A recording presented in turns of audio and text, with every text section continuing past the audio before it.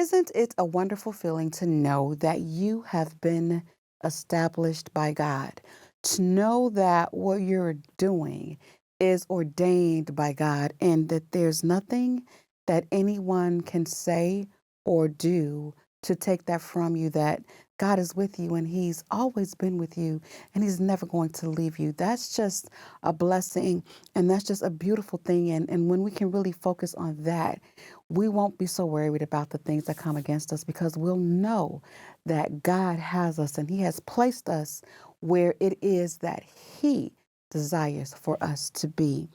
As always, I'm so grateful to have you here for the Sanctuary Sunday School and the Sanctuary Academy. I'm so excited. We have crossed a major milestone. I have some more announcements coming throughout the week, so stay tuned. Make sure you are in the classroom because now we're finally at the point, the Google Classroom at www.thesanctuary.academy. Get in that classroom because I'm at the point now where I'm able to be in there and just take everything up to the next level. Also, make sure that you are subscribed and tap that bell so that you don't miss anything that is to come throughout the next few months or just in general. This week's subject is a son of David, and we can find this in the book of Second Samuel. And we look at David.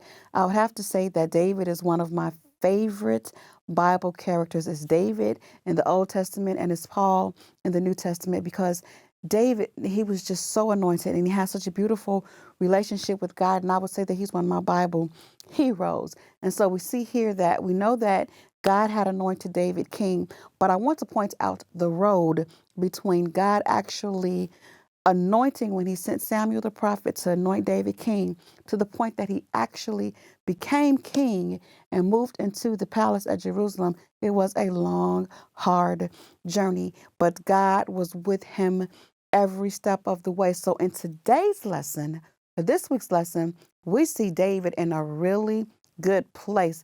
God had been taking care of him. He was in his palace.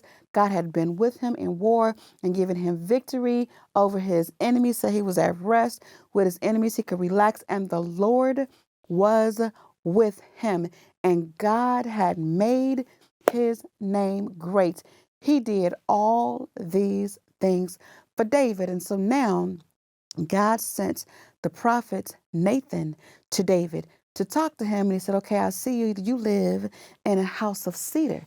And he said, but the ark of God is behind curtains, and that God had never had a house, not even throughout the entire time that he brought them out of Egypt. They worshiped in tents or in tabernacles, which was also a temporary place of worship. There was no permanent structure dedicated to the worship of God. And God wanted a house built. And he told David that whatever you do, I'm with you. I've done well with you. And then, Nathan, God gave Nathan to start talking about all the things that God has done, right? How he brought the people out and he established them and he gave them their own land. Like we talked about, even outside of what he had done for David, all the things he brought him through. He said, I brought you from being a little shepherd boy all the way to being the king, all the things he had done for David. And so now David had all of this stuff. And so, but God still didn't have a house. And so now he went back, and it's good because when you look at God, as if, right, God needs to set his record straight for us. We know that God is all powerful. We know that God is everything, and we know that God does everything. And he starts talking about all of these things, how God, he had been with these people. He brought them out of Egypt. He defeated Pharaoh in a mighty way and brought them through the wilderness and all of these things. He said, and I took care of you. I gave you judges. Before we had kings, there were judges, and then Saul was the first king and David was the second king. He said, so I've always provided counsel and leadership for my people and given them somebody to be an oracle for him, to speak his word where they can bring his petitions. He said, I've always been there. I've always taken care of you. And so God needed a house. And then he told him, he said, and when you build my house, I'm going to establish your house. And I thought about that and I looked at that. Man, sometimes, especially in ministry, you can be challenged on every front. And in so many ways, you've got to know that you are established by God. Like I said about David, even though he had already been anointed king, there were people who tried him, but see, God established him and he anointed him. And he said, I'm going to establish your house. He said, it's not going to be like Saul because, as I said, Saul was king and Saul displeased God. So God took the entire throne away from Saul's family and wiped them all out. And so he moved the house of Saul and he established the house of David. And then he said, I'm going to establish your house forever. He said, your son's going to be my son and I'm going to be his father. I will be there with him. And when we talk about this throne, a son of David, establishing his house through forever, Jesus Christ himself is a son of David. He came down through the lineage of David, which is why we call him the son of David, the seed of Abraham, because we know he came down through the seed of Abraham through the line of David. And what better way could God have established the house of David forever? And I love that because when you think about that, and you think about us, and you think about the day that we live in today, God already provided for us to be brought into his family all the way back then because it's through Jesus Christ that we have access to the Father through this son of David. And you know, that's just such a powerful thing. And so when you're established, you can look at your adversity and you can say, I'm going to be okay.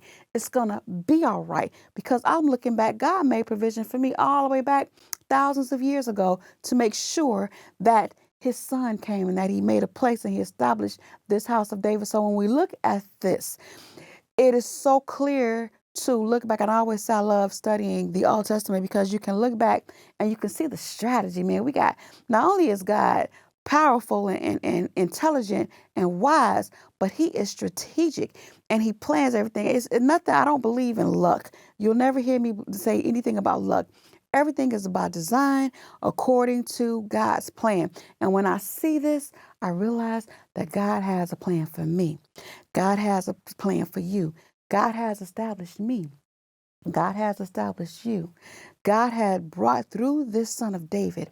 God has made provision through all of us. And another lesson that I saw here is that David was willing, more than willing, to build God a house. And then God established David's house. What that says to me, if we make room for God in your life, don't go out there and try to do everything yourself and then with whatever little time or whatever little money you have left, then you give that to God. Nope. Put God first and give God your undivided attention. See, there are certain things that, and I learned this the hard way, there are certain things we work, man, and we hustle and we grind and we're trying to establish this and we're trying to set this. Serve God, please the Lord, and allow God to establish you and allow God to place you where he wants to be through the provision that he has given us through his son, Jesus, the son of David.